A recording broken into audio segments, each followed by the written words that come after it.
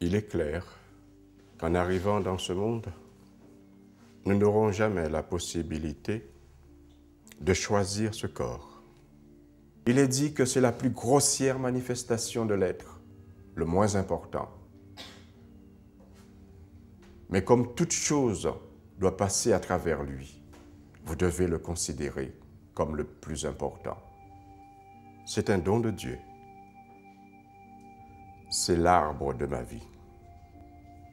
Dieu vous a mis dans ce monde avec toute forme de richesse qu'il pouvait vous donner. Alors commencez par ce corps. Il représente l'univers. Si vous apprenez à connaître ce corps, à l'aimer et à le respecter, vous découvrirez le monde dans sa totalité. Vous devez toujours considérer ce corps comme un enfant.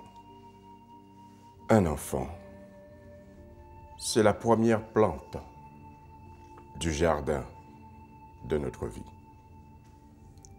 On doit le considérer comme une fleur qui apporte de la couleur dans notre vie, qui nous permet d'apprécier sur sa surface l'éclat de la lumière. Ce corps est précieux. Il a toujours et il aura toujours besoin de nous. Et nous aurons toujours besoin de lui. Quelle que soit notre vie, comme nous le faisons pour un enfant, nous ne devons jamais considérer notre corps comme une mauvaise plante. Chaque plante participe à l'équilibre de la vie. Alors nous devons regarder notre corps comme on regarde un enfant pour mieux le protéger, pour qu'il puisse vous donner ce qui vous fait défaut très souvent, la patience, la tolérance. Parce que tout cela se trouve dans l'amour. Lorsque vous regardez un enfant, seulement son sourire, sa curiosité qui anime l'éclat de ses yeux, et vous dites que cet enfant vous représente la beauté. Parce qu'en réalité, comme pour la fleur, l'enfant réveille en vous l'éclat de l'amour. Un enfant vous montre votre chemin. Lorsque vous venez vers le yoga, c'est pour comprendre pour quelles raisons vous êtes dans ce monde. Apprendre à comprendre comment fonctionne la vie de votre corps, qui vous permettra de comprendre ce qu'est la vie qui l'entoure. Mais vous êtes dans ce monde pour trouver le chemin qui mène à Dieu.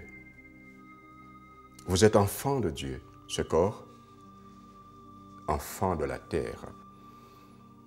Je dois apprendre à sculpter ce corps. Ce n'est pas parce que le corps me l'a donné gros, petit, grand, bossu, que je dois le laisser comme cela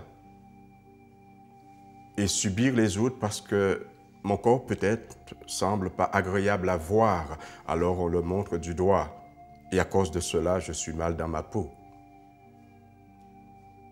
Je ne dois pas oublier une chose en premier, je n'existe pas pour les autres. J'ai un corps qui vit avec les autres. Ce corps m'appartient.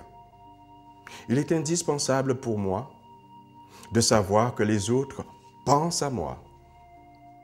Mais si la couleur, leur forme de leur pensée crée un problème, il faut que cela reste leur problème. Vous devez apprendre à suivre le langage du corps. Vous devez apprendre à donner à votre corps ce que vous êtes, parce que vous êtes amour.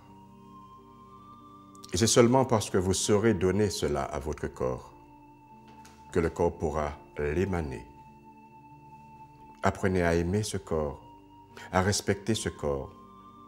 Il respire automatiquement, alors apprenez à respirer sa vie avec lui pour que sa vie devienne un souffle d'amour.